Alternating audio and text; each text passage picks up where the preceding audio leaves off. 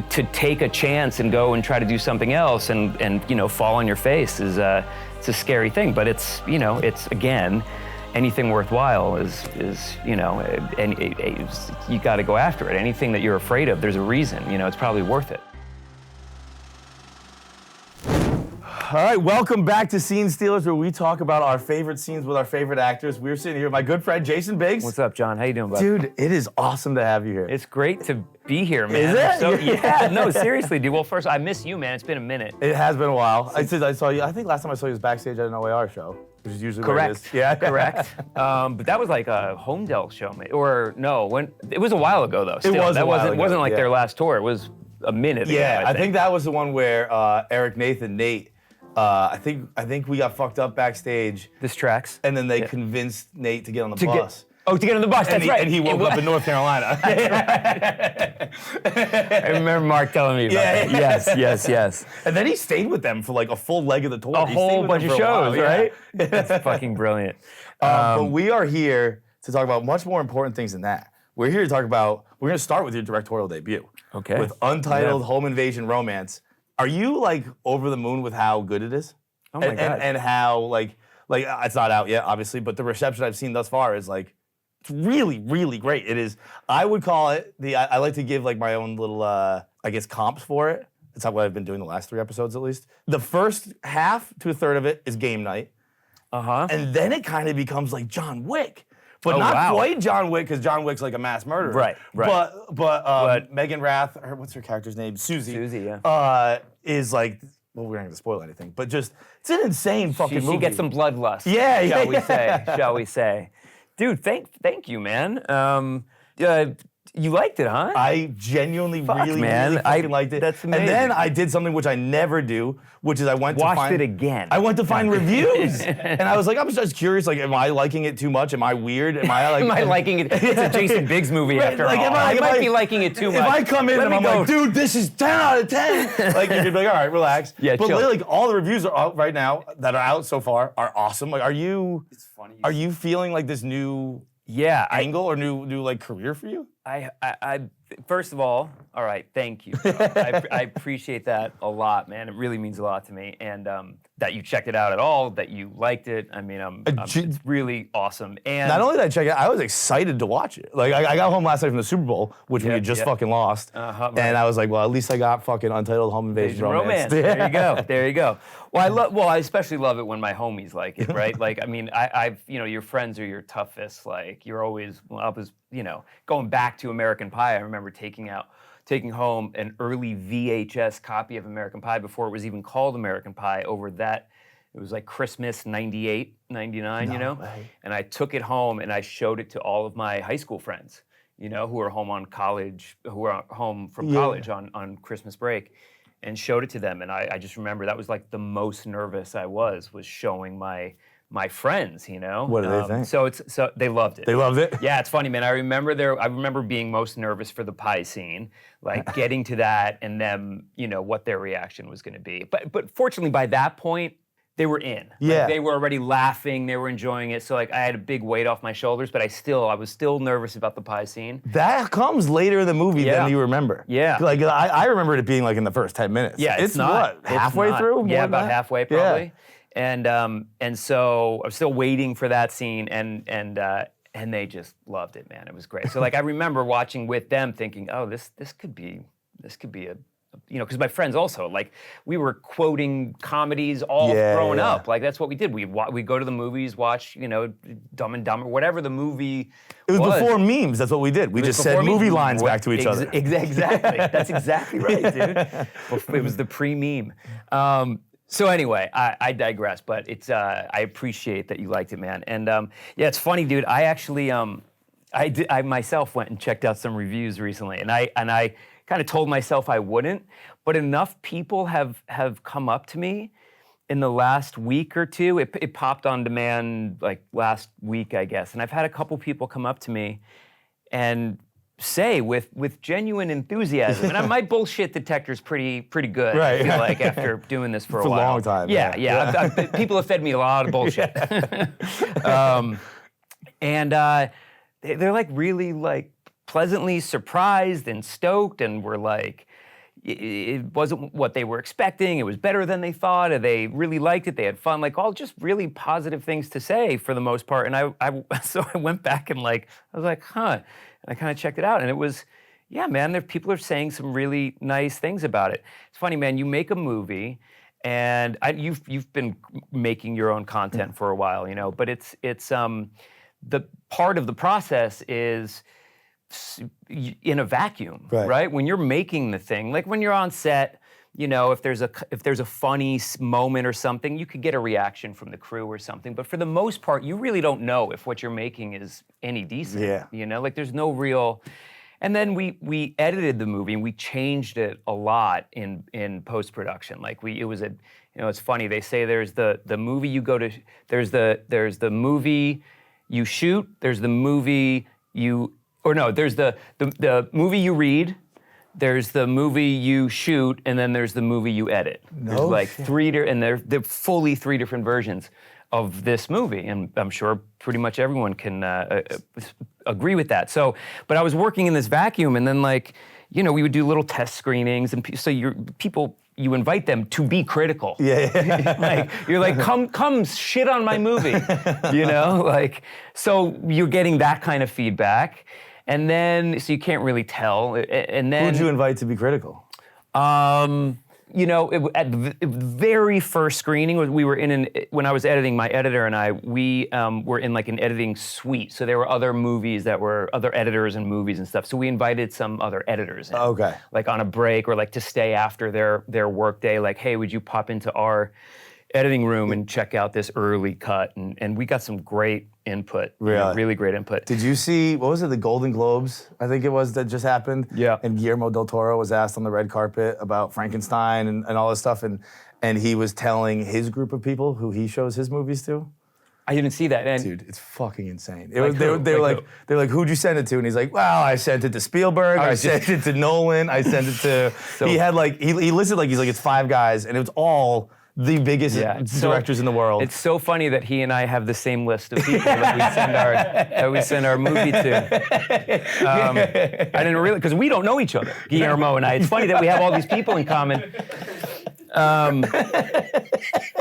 Yeah, that's crazy. That's fucking crazy. Can you imagine? Spielberg. Dude, he said, Scorsese. He said he was like, I think Scorsese was in there. He was like, whatever they say, I do. Out. Yeah, that's so funny, he's like, there are 7 minutes that I love that are in this movie, but Spielberg said take them out, so they're gone. Wow. That's so cool. I mean, of course. Right. What are you gonna do? Even Guillermo del Toro is like, get it the fuck out.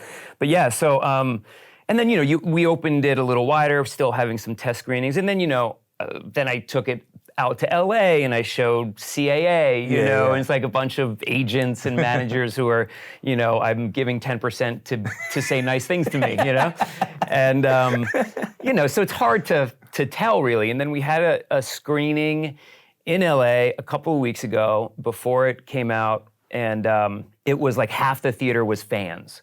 It was done in partnership with Collider, and there was like a bunch of just regular people there that came because they wanted to see the movie and hang out, and we did a Q&A afterwards, Megan Rath and I, and that was the first time watching it with that audience that I actually, I think, really allowed myself to like what I did. Really? Yeah, because before that it was still like, I'm proud that I got this movie. I'm proud that I directed. I'm proud of myself because I was afraid for so long to do it, and it's so hard to get anything made, especially now. So I was going to ask about that. So there's lots of. I'm very proud and happy for a lot of reasons. But when people would ask me, "Is it good?" I'd be like, "I don't know. I don't. I honestly don't. I think maybe, but I don't quite know." And then watching it, but I believe that more. Like as someone, as a consumer, I'd rather you say that. Where you're like, look, I made what I fucking like. Yeah, right. I don't know what you like, but I really enjoy it, and I had a fun time making it, and I had a fun time watching it. I recommend Hopefully you too will enjoy it. The people who are like, it's fucking awesome. Like, I don't know, man. You don't know. You don't know what I like. Yeah. Yeah, it's interesting. I mean, I was, and also I was nervous to show it, and of course nervous to I mean, it goes back to my fear of doing it in the first place, which was, is this where I'm going to cry? It goes back to my fear to begin with, which is I'm afraid of failing, you know? Like I've gotten a lot of success by doing pretty much acting, you know, but even within the acting, you know, I kind of have a lane where I'm more successful, and I venture out of the lane when I can and when I feel comfortable, and I've done okay. But for the most part, you know, I've got a thing that I do well, and I have made a career out of it, and so to take a chance and go and try to do something else and you know, fall on your face is it's a scary thing. But it's, you know, it's, again, anything worthwhile is you know, and you got to go after it. Anything that you're afraid of, there's a reason. You know, it's probably worth it. So when did you start? I guess when did you even allow yourself to start being afraid of the idea of directing? Like when did it kind of enter your head? Yeah. So I mean, I first thought about directing when I was a kid, right? So like I started acting when I was a kid. Here in the city, I was 5 years old, and I was just, you know, working on sets, and I just loved being on sets. And I remember, like, as I was getting a little older, and people started asking me, you know, do you want to is this what you want to do when you grow up? You know, when you still want to act? Is this what you want to do? And I remember thinking then, well, yes, but I think it'd also be cool to direct. I feel like I've been on enough sets, and I've been watching directors and enjoying what they do, and you know, maybe that. And it also, I think, because I was a kid, that also felt like the adult thing to do. Like, you know, it's like I was acting, but you know, when I grow up, I'm going to direct. You know. And so I don't know. So it was kind of planted, I guess, then. But since I've just always tried to pay attention to the directors that I work with. And I've worked with some really good ones. I've worked with a lot of first-time directors as well, which, you know, I've definitely learned how to be a first-time director, which is different even than being a director, I think. Did you learn that through seeing the first-time directors mess up? And ask for help. Yeah. Like, you know, the Weitz brothers, who are brilliant and have gone on to, and both having incredible careers together and individually and in all kinds of genres. Like, you know, the fact that American Pie is the only movie like American Pie that they ever made, you know, intentionally. I always, like, I'm learning that now, that like directors make wildly different movies. I thought they kind of stuck to a lane. No, I think some do. I think others intentionally don't. And I think nowadays it's much easier, I think, for directors, I think, to be able to do that, particularly if you achieve success in a movie and you get another opportunity to do it. I feel like, I don't know, audiences are more forgiving, or there's just, I feel like particularly with streaming and the way we have changed our viewing habits and the way we change watching, especially television. Television isn't really television anymore. It's a 13-hour movie. You know, like the way we watch and the way that stories are told, I feel like you're getting comedy and drama and you can get all kinds of things that, you know, you have a standalone musical episode, and then you know, there's all kinds of, I mean, look at Sinners, kind of goes all over the place. So that's not an example of a TV series, but I think the point is, like, I think audiences are much more, I think, willing to go on these different journeys in terms of stories. Like, they can get a little wacky, and so directors can kind of do different things. They don't have to stick in a lane. But the Weitz brothers, what was great about watching them work was they were very confident, but wanted to hear from everybody. Yeah. Like, they knew that they belonged there, but they also knew that it was their first time directing. And they didn't try to, you know, there's a lot of people will say, you know, fake it till you make it. Just, you know, play the part and da-da-da-da. And I think that applies to an extent. I think, you know. But eventually it's a team project. Being on set is such a team project. And I made a point for me just to go into this, you know, fully knowing that there were people who were much better than me at doing specific things on this movie. My cinematographer was way more knowledgeable about cameras than I was, and shots and shot listing and lighting. You know, my production designer, you know, was I could, and they could translate what I wanted to. Like, I could kind of say, you know, in sort of, you know, I could kind of eke out what I wanted. Sometimes it was easier to describe than other times, but even when I was struggling to describe something, they were able to pick up and be like, I think this is what you're going for. Yeah, is this what you're going for? And how great a feeling is that? It's a great feeling. To know, like, you got my back. Yeah, Totally. I can fucking trust you entirely. Totally. You know exactly what I mean. But there's also, for me, there was no ego around it. Like, I came up with it, or it's my decision, or I need to do it myself. Or it's like, dude, no way, man. Yeah. There's just no way. Was there any? We were just talking about before you came in here, Jesse Eisenberg and Kieran Culkin when they did A Real Pain. Kieran Culkin mentioned that it was kind of weird getting notes from his co-star. Yeah. Kieran Culkin. That Jesse Eisenberg was giving him notes. Yep. Did you run into any weirdness with that with you and Megan?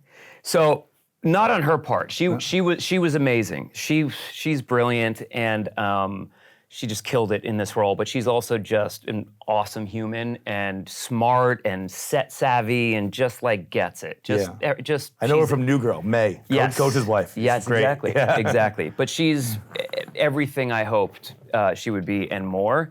And so she was totally fine with it. I felt a little weird being in a scene and then, us cutting and then me giving her something. Because it's it's like, as an actor in that, with it, I would never give my fellow actor a note. Right. And everybody would be like, okay, so listen, here's what I'm thinking. What do you think about? I would never do that. It felt, when I first did it, those first couple of days, it was very, very strange. But you for me. fell into but it. we got into it, I think, and I told everyone, don't be afraid to give me notes because, I'm not like.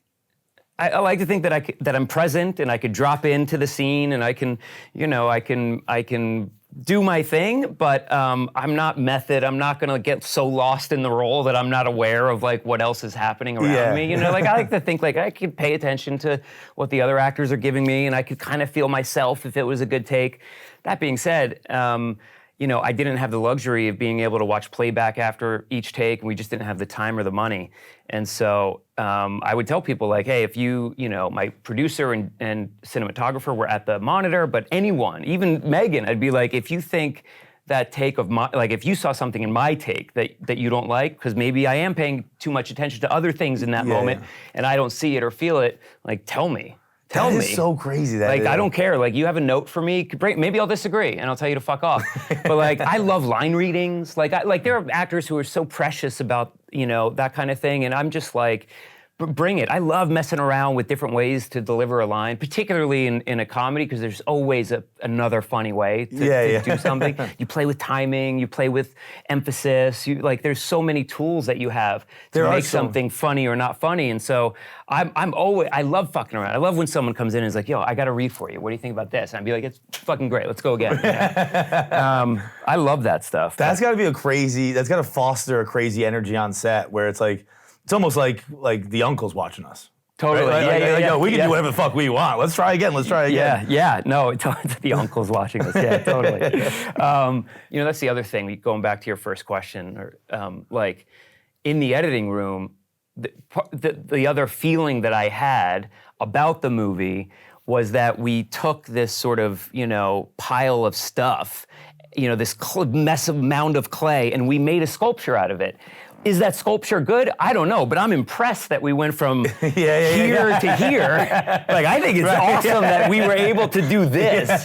Does this on its own, is it good? I don't know, but when you're in the editing room, you go, fuck, I didn't get that shot. I wish we had a close-up right here. I don't understand how you guys do that at all. I in my head, if we miss one shot, then it just doesn't work. We can't go out. Right. I genuinely don't understand how you guys put those puzzles together. One of the biggest lessons I learned is on this movie. I mean, it's a life lesson, really.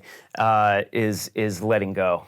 Is just like, we didn't have time to reshoot. There were only so many things we could do after the fact. But by the way, it's shockingly, even with a finite amount of footage, there were still tricks and my editor, shout out Molly Goldstein. She had so many tricks up her sleeve, and also music changes so much too.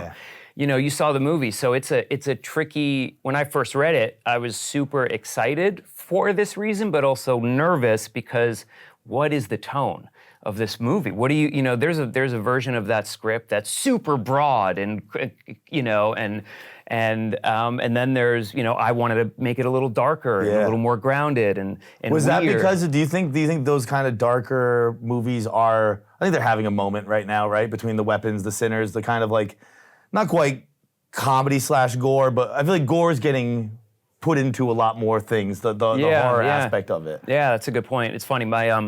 My DP did Barbarian, which is Krager's movie before with Justin Long, right? Exactly. Yeah, that was great. And also my personal sensibilities and tastes. Like my tastes tend to skew more that way. I love a broad comedy.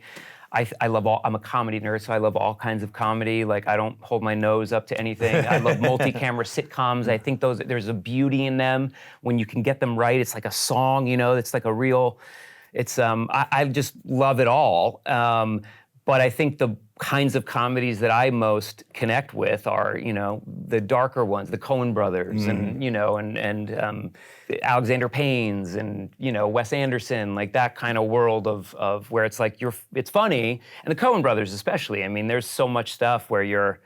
It's like gory and violent, and you're squirming, but you're laughing. The wood chipper scene in Fargo. I saw that for the first time very recently. I think I watched Fargo for the first time like 3 or 4 months ago. So good, right? I mean, it's one of my all-time. William H. Macy's insane in it. Insane. And so, I don't know. Those are generally the kinds of movies that I sort of like, and also I think I think there is something for me.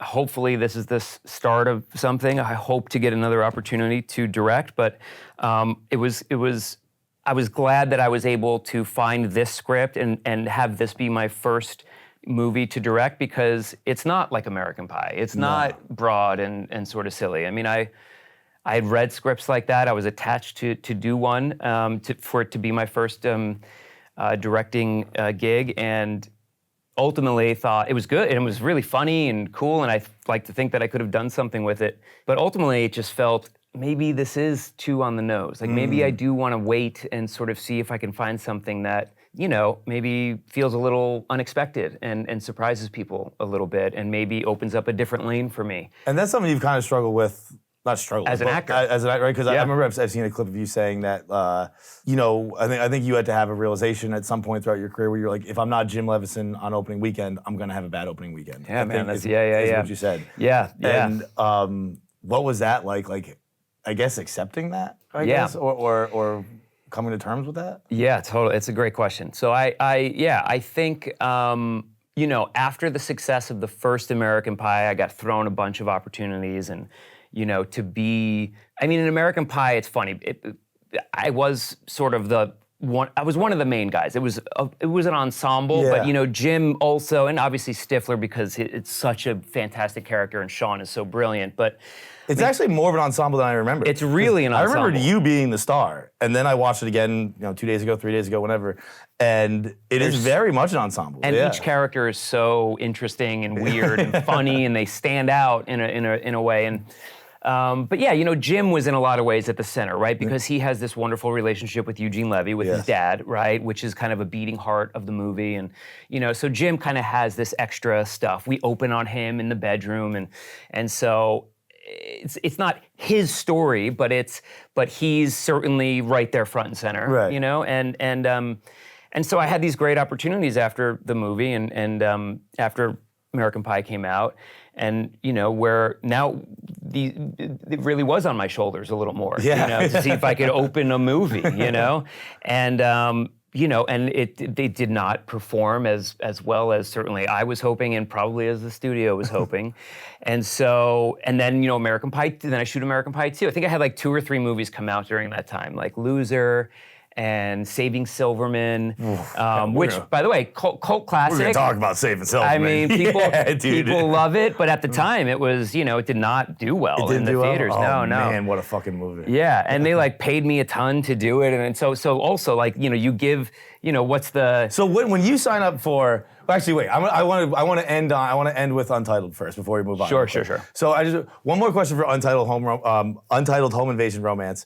I think it's a very big question, but what are the biggest differences you see from making a comedy now to making a comedy from '99? Like the big budget comedy versus the Paramount streaming comedy. Yeah. What are the differences in even getting it made? Like starting the process.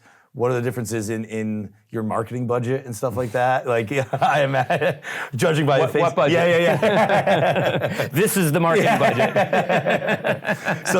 So obviously the getting people to sit down to see it is a hard lift. Yep. I've heard these days that TV and movies, directors and writers are going through what authors have gone through for 20 years. Which is how hard it is to get someone to just read your fucking book. Yeah. Right? Wow. Yep. It's so true, man. It's it's a totally different landscape now. It really is. And in some ways it's interesting because there's all these new platforms. And so and for a little while there was a lot more opportunity, I would say.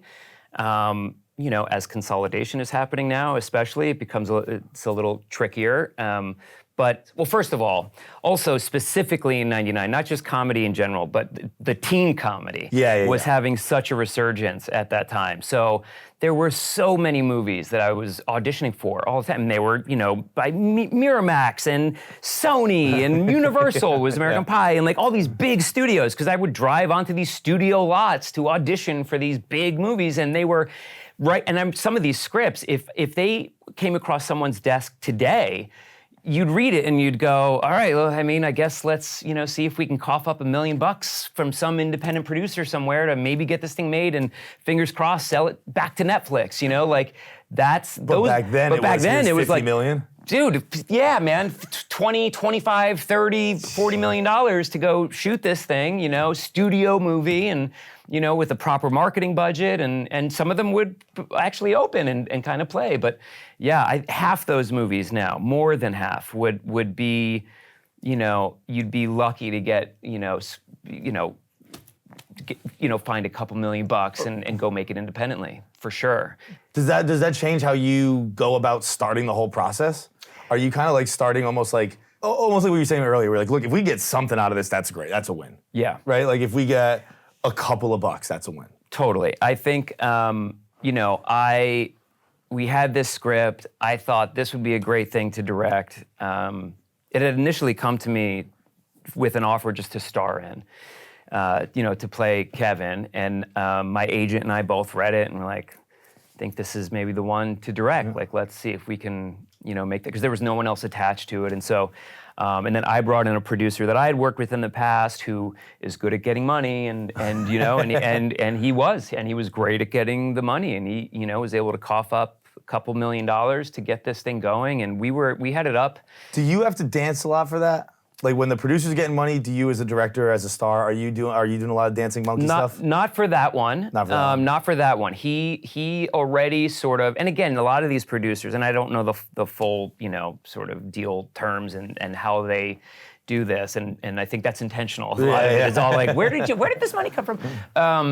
But they also have like multi-picture sort of deals, right? Like they have, I think, or I know that it works like this in some cases certainly, is, they'll have investors and they'll sort of have a pot of money to work with, and they'll put it towards, the producer will put it towards different projects. I see. And then as the investor, you're hoping that one of these sort of makes the money back. Okay. It's sort of like you're almost like someone else's financial advisor, where it's like, I believe that's sort of how some of it. I don't know that that's how it worked for this, but I do know that.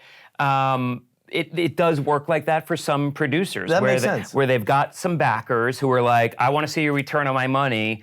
Go make your movies, and let me see the return. And then the producer's like, all right, I'll here's this movie, and then there's this Jason Biggs thing. I'll put a little money here, and then I'll put a little money here. And it might not be the Jason Biggs thing that makes the money back, but it might be this thing that's sold to Netflix and blah, blah, blah. And so the producer gets his money, the guy gets his money back. But, I had no idea. I think there's some that are set up like that, sort of funds that are set up like that. And if not, they should be, because that sounds brilliant, right? I just came up with a brilliant fucking We're gonna cut plan, that from the podcast. Right? That's our new business. Just you and I should start that. No, but that's kind, and they're kind of hedging, I guess, essentially. But So I didn't personally have to go out and kind of dance and sort of, make my pitch for this. My producer was on board. Listen, to his credit, he believed in me as a first-time director. I didn't have a reel. I didn't have anything. I didn't do a short film. I didn't direct a thing. Really? So He's just like, this was something you and your agent were like, I'll do it, but I'd also like to direct it. Yeah. So basically, the producer that I had worked with, that did this movie and that backed me, the other movie I had done with him that I had acted in, there were kids in the movie, and they were playing like my kids and then someone else's kids, and kids are very difficult to direct. Yeah. And I was a kid actor, and I ended up kind of helping the kids, kind of helping direct them, and with the director of the movie's permission. She actually kind of would come to me and be like, "Can you help me with this? With this scene, I'm having trouble. He's not getting the thing." And I'll be like, "Let me." And so that led to a conversation with the producer who was there. He's like, "Do you ever want to direct?" I said, "Yeah, I'm actually looking for something, right now." And so we talked a little more about it. And he was like, "Well, if you ever have a script, bring it to me, and I'll look for stuff for you as well." And he actually he sent me a script that wasn't the one, but then I had this, and I was like, "Let's go back to this guy and see. Let's have him put his money where his mouth is, for real." And he read it and he was like, "This is really cool. And yeah, let's do it. Let's do it. I think I can get you some money. Let's figure this out." No shit. Yeah, man. And so under a year, we were actually making this thing. So much credit to him and for believing in me. First of all, and look, it's a small movie. But $2 million is $2 million. Yeah. And you're not easy to come by. And you're gonna let me, and also to put, a first-time director, in charge of. So it was much appreciated, and but yeah, the whole thing has changed, man. And I've also found, part of me is kicking myself that I did wait this long. Part of me also understands, that fundamentally I wasn't ready yet, that I needed to get to this place in my life. I needed to grow up personally and professionally in order to be ready right now, and that things do happen for a reason. But part of me still is kicking myself that I didn't try it sooner. Because also, when would you have tried? When's another time in your career you think you should have gone? Yeah. Look, hindsight, right? I mean, when those American Pie movies were hitting, right? That was sort of peak Biggs, right? Yeah. I mean, that was like, I had a lot of momentum. I had a leverage, and I had already had experience. I think really, if I said, I really want to direct, I want to find a script and I want to direct it, I feel like it could have happened. Back then, I feel like after two. Yeah, maybe after two or something. Yeah. You know what I mean? Had a couple in this franchise, and by the way, and maybe it wouldn't have been film. Actually, maybe it would have been TV, and that's another mistake, was waiting on the TV front, because back then it was like, oh, I'm gonna keep doing movies and I'm gonna wait, and that's why Idiot passes on How I Met Your Mother, and so. Who are you supposed to have? You supposed to have Josh Radnor? Yeah. Really? Yeah. And by the way, maybe the show doesn't get picked up. I mean, Josh is brilliant, and that show is that show, and who knows what happens. If I'm casting that role, maybe it doesn't work the same way. You did that, and then you went to American Pie to that. I know. Well, Allison did. Oh, shit! I didn't put that together, yeah. Yeah, man. So they wanted... Well, no, Allison's with Siegel, not him. Okay, I was going to say, you guys couldn't be together again. That would have been crazy. Yeah. But yeah, so I feel like there's maybe I could have done it then, maybe. I don't know. But a big difference from now and then for directors that I could tell is there's really not much in the way of, I guess, directors for hire. As a thing anymore. Yeah. I mean, even actors. I mean, it's but. But people have been saying that actors, there used to be 10 actors who the box office, everyone went every time. Yeah. And I'm like, yeah, you're right, that doesn't exist anymore. But the director does. There are 10 directors who people will go to every opening weekend. Totally, right? Totally. But in terms of, I mean, all right, so you've got a director, and then you've got tons of projects, and the studios are like, I need a director for this pilot or this movie. and they go, okay, let me figure, maybe let's meet with this director and maybe we could hire him for this. That doesn't happen as much anymore from what I could tell, because most directors are part of the creation process now. Yes. Like everyone is sort of creating their own thing, right? So it's a writer, director, and a producer, and sort of, they're incubating ideas from early on. And so it's not like there's spec scripts that are like being bought like they used to be. Yeah. Just a writer would write a script, the studio, there'd be a bidding war over it, and then they'd be like, all right, let's find a director, and they'd have a bunch of directors to choose from, and they'd meet with them and figure it out. Now it's like a director's already like kind of coming up with the idea and creating it and working with the writer, and so that's, I don't think I'm gonna be suddenly put into a pool of directors, and sort of maybe get picked to do something. I mean, maybe on the TV front that happens still a little bit, but again, everything is sort of like, everyone's creating their own thing. And the generation after me, you guys are all creators, I was not a creator. I grew up waiting by the phone. Well, that's what we were talking about beforehand, that Affleck was kind of the same way, where Affleck, when he got into directing, was like, I was sick of waiting. I was sick of waiting for someone to call with a role for me. Yep. And I decided if I was going to fail, I want to fail with my own stories and my own way to do it. So great. Right? Is that kind of, you feel the same way? Yeah, exactly. I still wish, though, that I had, Affleck is a great writer as well, and I don't dabble in writing as much as I probably should. But yeah, there's still, I still have a little bit of a hang up when it comes to that. I have ideas and I have other writers that I'll work with and stuff, but yeah, in terms of, not wanting to wait around anymore, I mean, yeah, especially right now. Right. Like I have friends, that have been acting for years and years and years that are like, what's up now? Like, what's going on? Like, it's and what is that process like for an actor? Like, when you're waiting for a call, are you like, my career might be over, right? Are you like, are you thinking of like, I have to get, obviously that happens in your 20s, I would guess, but I would think there's a certain level where you go, okay, I'm an actor until I die now. But does it still happen in your 30s and your 40s? It can still happen, yeah. I mean, it's funny, I've always had this weird, I sort of go back and forth between, when I have like a break. Yeah. A break implies that I took it. When I'm forced to be on a break, where and every day it's like any minute it could be one or the other. Where I'm like, I've been doing this my whole life. I've gone through lulls before. Yeah. I've always come out of them. I'm confident in my abilities. I'm a good actor. There's going to be parts for me, and everything is going to be fine. And I will do this until the day I die, like you just said. And then a minute later, I'm like, fuck, was that the last thing I do? Like, or, like... I guess I'm a substitute teacher now. Yep, exactly. All right, fine, I guess I'll start a podcast. Jesus. I've been putting it off this whole time, but... I'll accept it. I have finally failed. I'll start a podcast. Hollywood doesn't want me anymore, so I'll start a fucking podcast. All right, we'll move on to our second film here, The Subject.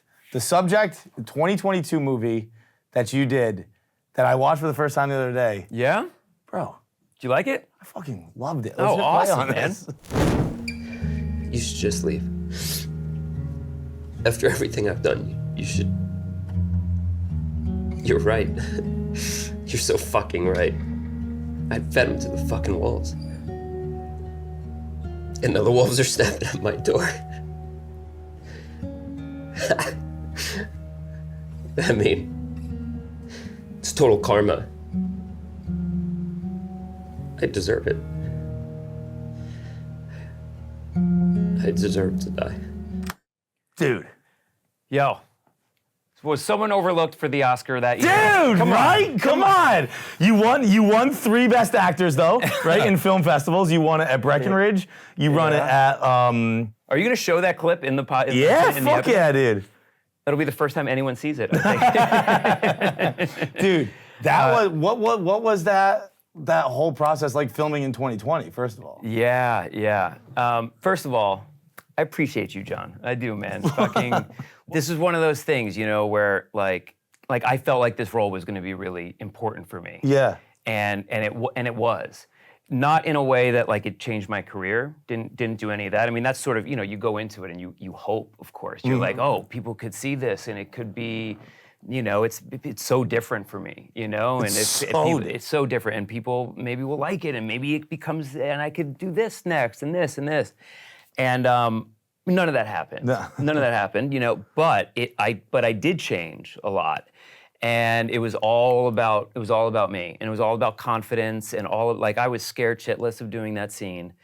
I read the script, and I remember thinking, this is a really interesting script, really cool, dark, and just in the role. And then Ingenue Ellis, who's Academy Award nominated actress, she's unreal. Yeah. And so I was like, oh my God, particularly in that scene when she rolls your eyes at you, when you're like, I deserve it. And she's like, dramatic ass white boy. Yeah. Yep. She's so good. And so I was like, oh my God, this could be a real thing to do. Yeah. This could really this. I should take on this challenge. This was one of those moments. This was the first, and okay, I'm all over the place right now, but I wonder how much me doing this role got me to the place where I am directing now. Really? Yeah, because I also had so much fear about taking on a role like that. Didn't have a lot of opportunities to begin with, but I had some.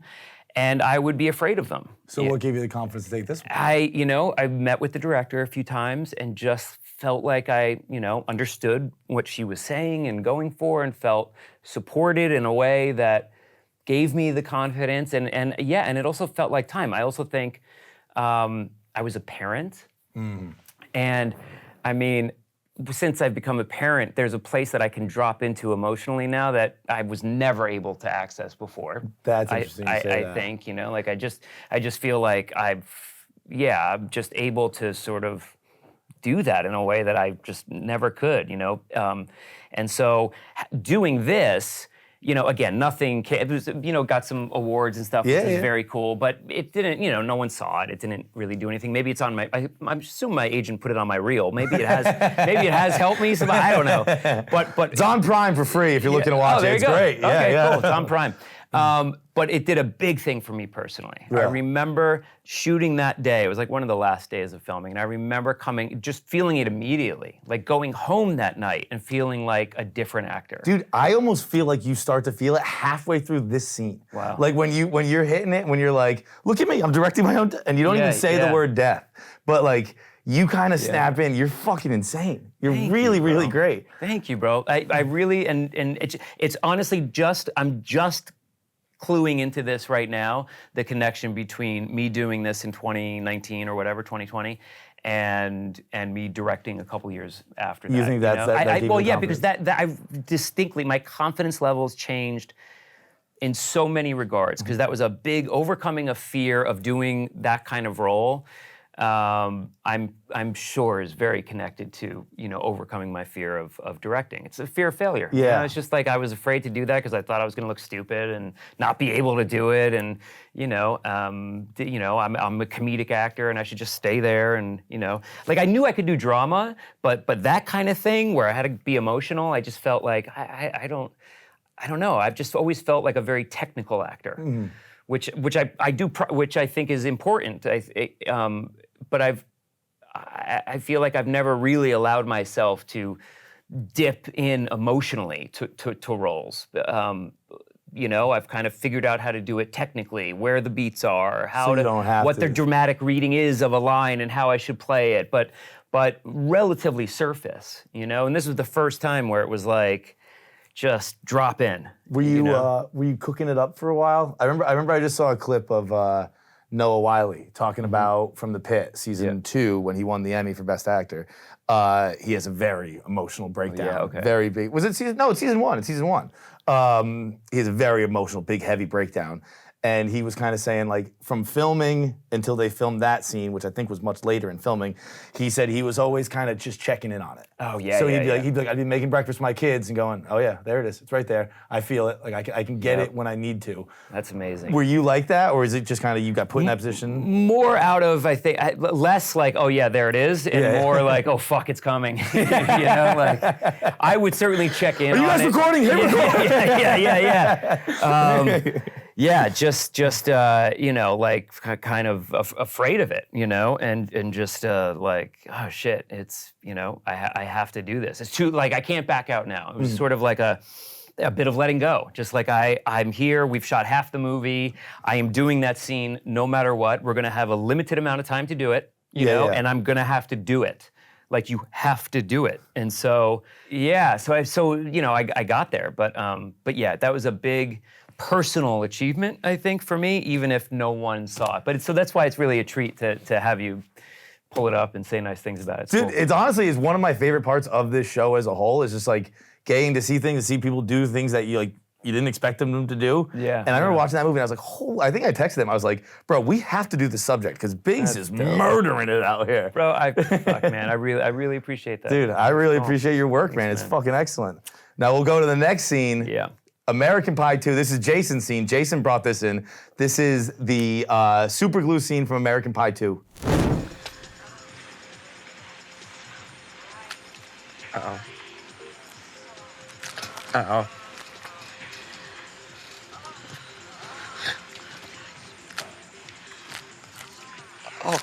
Oh, shit.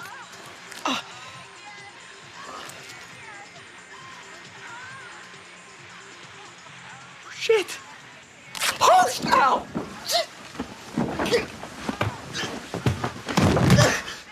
Everybody okay?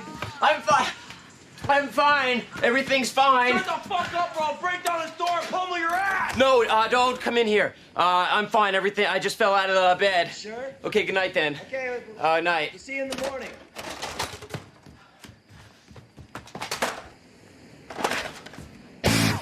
Dude, god damn, that's fucking funnier than I remember. I have tears in my eyes right now. First things first, how did you become such a physically funny actor? Oh my God. Because I forgot, like, I watched American Pie 1 last night, and then we were talking about Saving Silverman, particularly the scene on the pier. Yeah, where you yeah. guys are like all right. And like, even your dancing is so fucking funny. Like, thanks, why? man. What? I fucking love physical. I love it. I love it. I love it. I've always loved it since I was a kid. I don't know.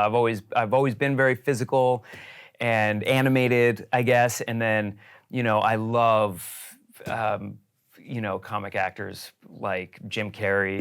Or, I mean, Robin Williams would, you know. But certainly it was something that, like, because I've watched a few American Pies recently, gearing up for this, and like I remembered American Pie, but I remembered it as like kind of raunchy humor.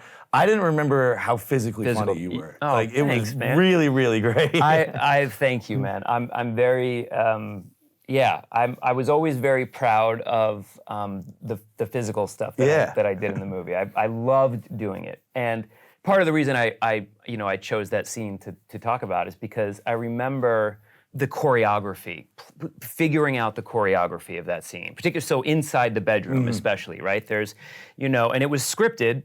It's hilarious. Adam Hers wrote this hilarious scene, and all the beats are in the scene. I break the lamp. Oh, the lamp happens earlier. That was a plant earlier in the movie, and so the crazy glue is there. You know, I grab the glue instead of the lube. You know, I realize I'm stuck. I realize the tape. You know, I pull the tape out. The tape is stuck. I try to, you know, do something with it. I can't get it off. I call poison control. I can't do the phone. You know, I think the doorknob in the mouth was scripted. Oh, even that was scripted. I believe that was scripted. But I'll tell you what, you're leaning back before you attack it. And so, like, you can put your mouth on it, and that's kind of funny. The lean back. Very Jim Carrey, lean back, very Jim Carrey. So everything else, though, like, we came in that morning, I remember, and, you know, it was me and J.B. Rogers, the director, and we just kind of needed to figure out. And I just had this sort of playground, and I needed to figure out how to get from there to out there with these, X number of beats, Yeah. the this, and this, and then everything else, how do we get from here to there to there? Is there a fall? Is there this? Is there a, where am I going to hide the thing? What about under the bed? Did it come back up? It's still there? Or, a lot. much fun is that? So much of that was about, the figure choreographing it, and and also seeing what we had to play with, like that seat. That chair that I fall on and then it flips over onto me. Yes. So, I didn't know that was going to be part of the set until we filmed there. And so, but I saw this chair and the top is like loose. And so I was like, I could do a fall here. And if I set the chair in a certain position, and if I fall on the edge of the chair, I can get it to fall on top of me. And then that's another little beat that we have, way. So there was all kinds of fun shit like that we were figuring out. The beat before the doorknob. Like, let's have a beat before I decide to do it. The shower. How are we going to do the shower? Let's put the thing around my, we got a thing. Let's put the thing around my neck and then have it do this. And then, put the soap under my, And like, so all of those things you're figuring out. And I love that shit more than anything else. And that was a lot of directing. Yeah. Like, JB was there directing as well, but he also was very deferential to me. This is a sequel. We know our characters so well. So, JB had great ideas, but he was also like, do your thing. You're literally Jim now. You're Jim. Yeah. You are Jim. And, So what do you think, Biggs? Here's what we got to play with, And I just remember doing that scene and feeling super gratified, feeling really like we crafted something together, feeling like I made some funny decisions and added some elements that weren't in the script. And and also— How cool is that, like, getting to feel like that going home that day? Oh, man, it was amazing. Right, I was like, exhausted. Like, I'm on a major motion picture set, and I had a great day at work. I made some fucking smart decisions. It was the best feeling. Yeah. The best feeling. Because, there was that time in my life, too. It was just, it was just a great time. We're getting paid, and like, we're doing the movies. Everyone loves these characters. Like, the studio loves us. They're coming to set, laughing their asses off. We do this scene. I go home that night feeling badass. Yeah, I was exhausted. I remember that hurt my teeth. Really? I remember waking up, my mouth was sore the next day. But just fucking loving it, man. But I got bruises I was always just like, fuck it, do it. Like, Yeah. Fucking, it'll be funny. Like, fucking do it. The pier scene on in Saving Silverman, I was like, I'll jump over. I'll jump over myself. I dislocated my shoulder on the jump down. Wait, you jumped off the pier? Yeah, dude. Bro, Yes. that's a big pier. It was a fucking big pier. No shit. I was like, oh, I got it. Fucking hit the water. I'm like, oh, motherfuck.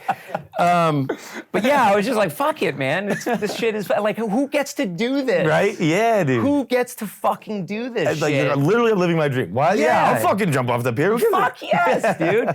But that scene, and again, like I think, to connect it to me as a director now, I think back on moments like that where I really felt, like I had agency and really like had some, had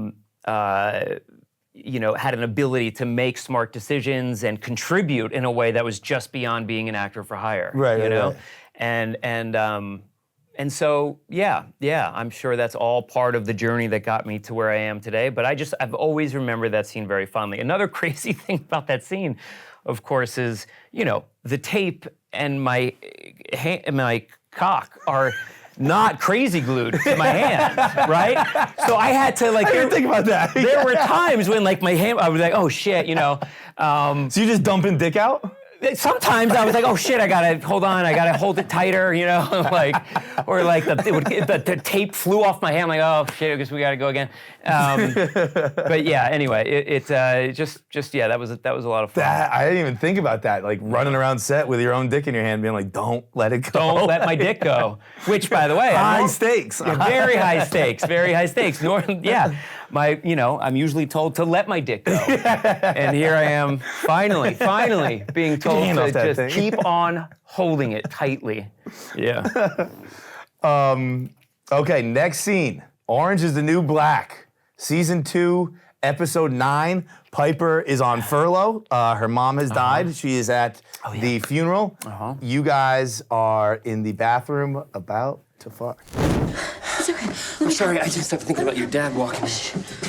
No, oh, Jesus, Piper, you don't have to. Oh, fuck.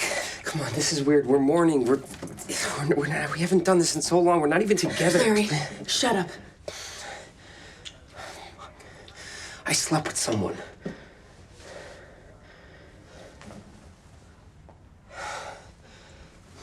Really? I'm sorry. You decided to tell me that with your flaccid dick in my mouth? Shh. It was a semi. How'd you find these scenes, man? What do you mean? Like, did you go back and watch this stuff, or did you what did you? How did you get to that scene? Gone That back and scene? watched everything. But that scene in particular, you've talked about that scene before. I have? And I thought it reminded me of how your feelings on that scene, which were, it got a little bit of everything. It got some comedy, some sex, some drama. It also reminded me very much of your character introduction for Phil. Phil's the character name, right?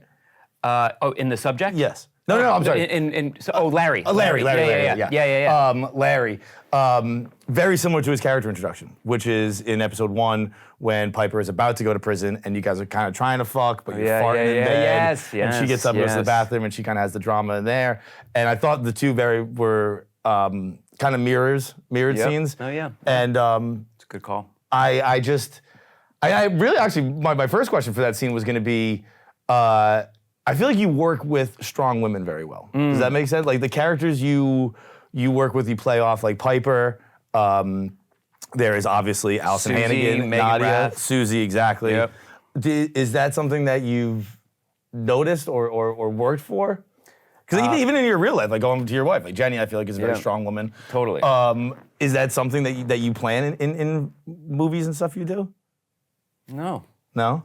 I don't think it's something I've planned, and certainly not consciously, but I'm like thinking about it now. It's a great observation, and I do feel like personally, I've always had a lot of strong women. Yeah. I mean, I grew up with 2 sisters, no brothers, in a matriarchal household. You know, like just my mom's very strong woman, but yeah, and it's so interesting. And I love. This sounds. I love women. I feel like I have guy friends. I can hang, but like I don't know. I've always felt like I have a lot of girlfriends too. You know what I mean? Yeah, very I similar. Just have always sort of gravitated towards women in general, and just like friendships and all kinds of, and so. I think I'm in a similar situation to you. Raised by a strong woman, have strong women sisters, like similar deal. Yeah. It jumped out to me. Yeah. Yeah, no, it's great, man. I certainly can't take credit for it. It certainly wasn't something intentional, like I need to do this sort of thing, but it's interesting that I have gravitated towards those kinds of roles, or that they have found me. Right. But I love, Genji Kohan, who wrote and, created, produced this show, is obviously an incredible woman and it's such a talent. And, I felt like a real responsibility with this role, because, this was a show about a lot of strong women, really, right. and my character was kind of, at least for the first 2 seasons, and then he kind of went away for a long time, obviously, because it took place in a women's prison. But he was kind of the eyes to the outside world, and he was kind of like the audience's way in a little bit to that world, and sort of the connective tissue, I think, between, real life and the prison, and one of the few male characters, and so. And I got to work with either Taylor Schilling, fucking incredible, or Maria Ditzia, who's fucking incredible, who played Polly, the woman that I have the affair with, her best friend that I sleep with. And so, that's really, I've been very lucky in that way. And then, obviously, other roles that I've done, other projects. I mean, the current one, Untitled Home Invasion Romance, it's like, I've always felt like it's her story. I mean, I think it's It's really hard what she does too. Just like the very tonal shift in the movie. Yeah, she yeah. does. A lot of that ends up on her shoulders, On and her. she does a great job to make it smooth, seamless. It all feels right. It is. Yeah, I love her. She was perfect, pitch perfect in this, and a lot of it was on her. And she came in was like, she knew we had, and she kind of was cast a little later, and we didn't have a ton of time. Again, that we didn't have the luxury of much rehearsal time, but we were having conversations right away about Susie and tone and what it would require and how much to reveal and how much to struggle and how much confidence and where does the turn happen and when does she come into her own and all these things. And I feel like she just did it perfectly. Yeah. And I feel like with everyone, editor and DP and her and everyone, we sort of figured out where those moments were as well, and took her amazing performance and sort of pieced it all together. You mentioned, we touched on earlier when we were talking about Untitled Home Invasion Romance. Out now? Out now. Out now. Yep, on demand. Yep. Out now on demand when you watch this. Yep. But in talking about it, when we were talking about it earlier, you were talking about how things have changed, how money, you don't get the same kind of deal. Do you feel responsible for that with Orange is the New Black? Interesting. you and Kevin Spacey. Right. Yeah, right. It's so crazy to think that we were like the second show, right? Second original series on Netflix. That is crazy. Like, they were still mailing out DVDs, right? I still had DVDs. I remember, I could picture myself on the phone with my agent at the time, looking at the DVDs that I still had to return to Netflix, and having this conversation. Her saying, so Netflix is doing, this show, and I want to send it to you. And I'm like, Netflix? The DVD company? Like, what? Yeah, it was so wild. And so, yeah, we were the second show. Or Hemlock Grove was, we might have been like the third one in production, but the second one that came out or something. But we were in I'll tell you what, Hemlock Grove, no one remembers it. You're the second one. Us and House of Cards, man. That's what started streaming series. It's crazy. But I remember doing. Sorry. No. I was just gonna say I remember doing the press tour for the first season of Orange is the New Black, and talking about, and in my head, I was the first one to say it. I'm sure other people were saying it too, maybe concurrently, but I don't remember hearing it from anyone else. So in my head, I came up with this idea that it was a 13-hour movie. Like, really? I remember being in an interview being like, I guess it's really like a 13-hour movie. No shit. So in my memory, I came up with that. But it felt like a big like a big light bulb went off. Like, oh shit, like that's how this is different. This is how it's gonna change storytelling. Like you don't need to wrap each episode up in a bow and kind of move on, and people are gonna consume this in one sitting maybe, or 2 nights or 3 nights. For sure. And so you can tell the story a little bit differently in that way. There's less pressure, and because it's streaming, you can do one episode is 40 minutes and the next one is 60, and so you don't have to cut that scene that you felt was, you can really just cut and edit for creative purposes only, not because it's too long, we have to fit into this thing. And so right away there were like, it just became a different way for creators and writers and producers and actors to work. It was wild. I think that's what gives me confidence in obviously everyone is very up in arms about what's going to happen with theaters and all that stuff, and I love going to the theater personally. Yep. But I also I like the idea that it seems like no matter what, visual storytelling is going to last, right? I agree, and I hope so. Some people won't be able to go to theaters. That's as it seems. We're kind of getting away from that model. But as long as visual storytelling is made, people who like movies are going to have somewhere to go to watch stuff or to make stuff, right? Yeah, I think so. Yeah, I tell myself. I think so. Oh, no, I'm telling myself that too. I think you're right. I do, and obviously there's this. I don't know what's happening right now in the consolidation of these companies and where that sort of leaves. In terms of material, they're still going to need stuff. Yeah. I think they need more now than ever. Maybe more than ever. Yeah, exactly. So. It's a little bittersweet, certainly. Like I saw my movie Untitled with the theater, like I said a couple weeks ago, And it was such a great experience for me. I told you it was like the first time I really allowed myself to sort of like it and appreciate it. But that was also in part because this audience was there and liking it and having fun and laughing at all the places I hoped people would laugh and like confirming for me that, oh, we did the thing. Oh, I know what the fuck I'm talking about. I knew that would be funny if we did it this way, and I was right. Yeah. They really are, regular people are laughing at that moment. I knew it, you know, and like made me feel Like you pull really a magic trick, right? Yeah, Like, exactly. oh, Totally. I pulled it off. I tricked him. I fucking tricked. Exactly. But it's bittersweet because that could be the last time it's ever shown in a theater. Right. You know what I mean? Right. Like that's the truth of it. Like that might have been the last time that I ever see it in a movie theater, or anyone. And from this point forward to infinity, if anyone finds my directorial debut and watches it, it'll probably be in their home or on their phone, mobile. You know, and just again, you know, immense gratitude if anyone finds it at all. Yeah. You know, but yeah, it's a little bittersweet, of course, you know? I mean, I remember going opening night of American Pie, you know, and going around to different theaters. That feeling, John, I tell you, bro, it was, there was no drug like it for me. And I'm sure I was on drugs as well, but.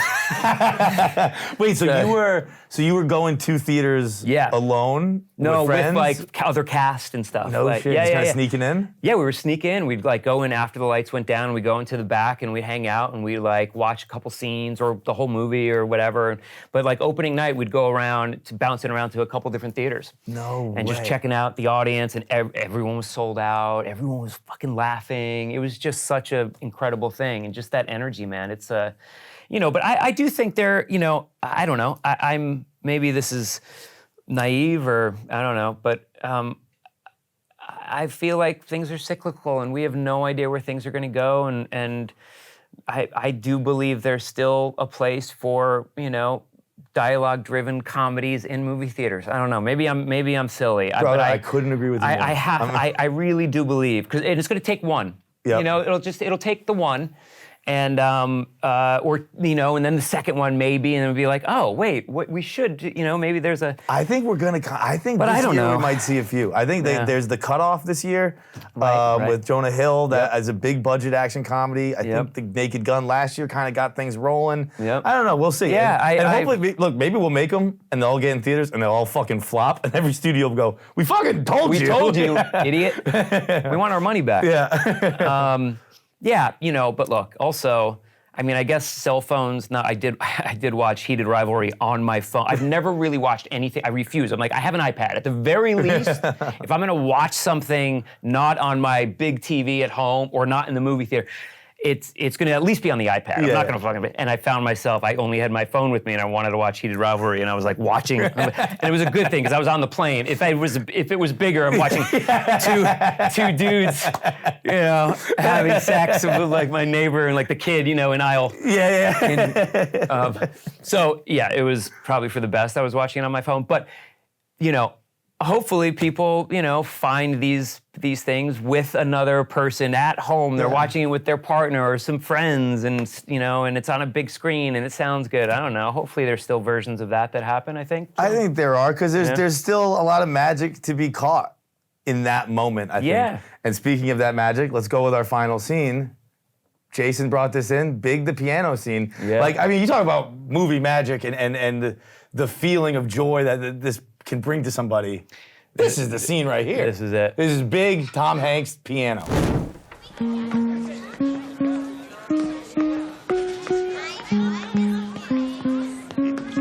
Piano lessons. 3 years. Me too.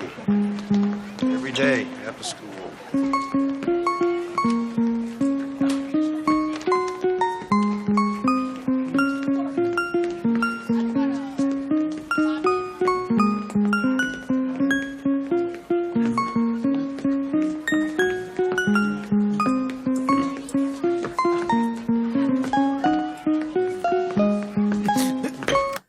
I think I teared up on that one a little bit. Fuck, man. What about that one made you go, this is the scene we gotta bring in? Well, this is one of my favorite all-time movies. I just showed it to my kids too recently, and it holds up. I never questioned whether this would hold up. I knew it, but I was like, because it's hit or miss with my boys. If like they're like, oh, this looks like it's old. I don't know what, or if they can really, and they got into this right away. Really? Yeah. I wonder how that happens. Like, 'cause I I also remember- auditioned for this movie, by the way. No shit. Yeah. I auditioned. Wait, what would you- To play younger him, but I also, I think, went back and read for the friend role and saw the kid that was cast on the audition. Really? Yeah, his friend, yeah. Penny Marshall directed this. It was 1988. Yeah. I was 10, 11, and I auditioned for it. But it's one of my all-time faves. And this scene, is like, it is maybe the most famous scene in the movie. So part of me was like, is this the scene I want to choose? But it's famous for a reason, And I just love, first of all, him playing a kid, especially now since I've seen it since I have kids, and like 10-year-old, I have a 12 and an 8-year-old. His performance, it is so good. I mean, even just like at the end there, standing next to Robert Loggia, and just like how his face is like, how like kids like won't, like if you kind of are close to them, they kind of have this like there's a little like, notice, and his eyes are kind of darting. He's a little like embarrassed. I know exactly what you mean. Yes, I know exactly. It's just so subtle. Yeah, even that little blink Just he did like right there. like a little. It's just like a subtle thing. His posture, it's so childlike. And I love too that like that's a great fucking catch. He's so good. The movie is filled with it. Yeah. It's filled with moments, and he was nominated for. This was his first Oscar nomination. Was it? Yeah, and How many I don't. do you have now? You have double digits? I don't know. It's a good question. Maybe. But he didn't win. His first was for Philadelphia. And one of the things I love about this is, first of all, I think you'd show this to people today, and they'd be like, "It's too long. You got to cut it. You can't. How do we cut it? It's too long." And part of the reason I think the scene works so well is that it like really, the buildup is so important. And when a kid decides to do something, he's gonna do it and see it out. Yeah. And you also allow Robert Loggia's character, I forget what his name is, to have that, Tom Hanks, he's committed from the beginning. He sees this thing and he's like, oh my God, this childlike intensity and happiness and giddiness and fearlessness.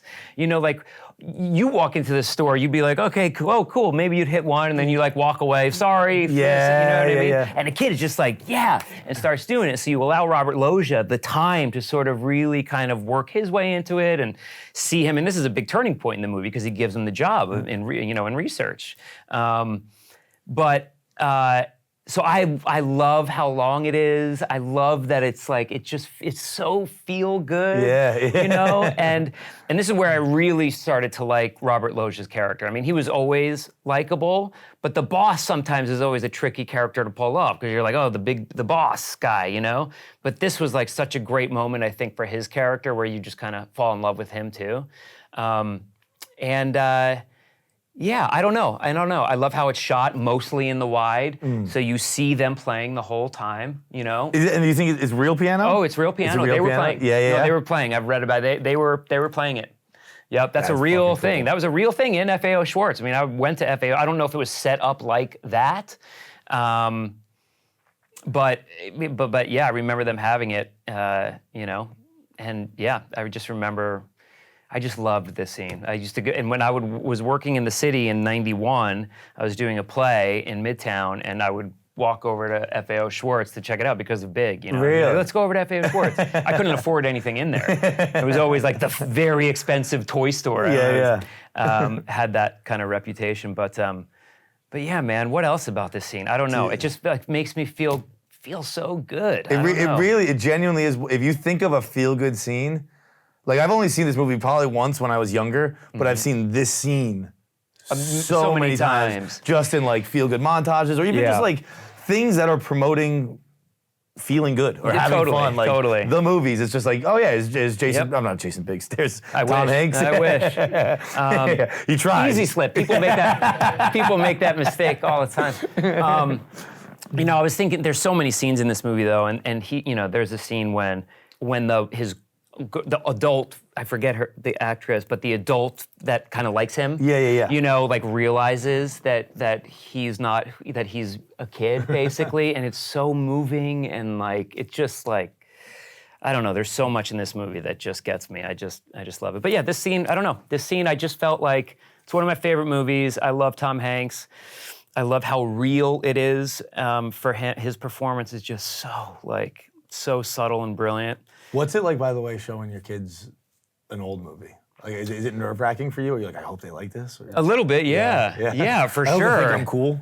Totally. Yeah. Well, I've given up on. I feel like that's.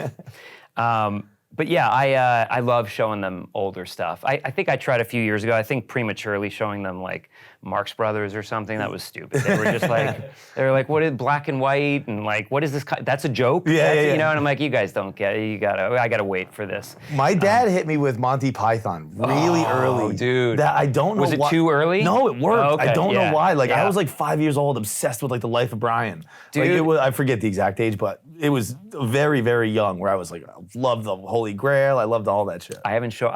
Thank you. I'm gonna put that on the list. Yeah? For the Fuck boys. yeah. Yeah, for sure. That's a great one. All right, well, on your list, Untitled Home Invasion Romance. It is out streaming now. Go watch it. Jason Biggs, the fucking man, dude. You're the Thank you so man. much, dude. Thank you so Thank much you for man. having me, buddy. Appreciate you, pal. So great to see you, brother. Yeah, man. Love you, dude. Love you too, man.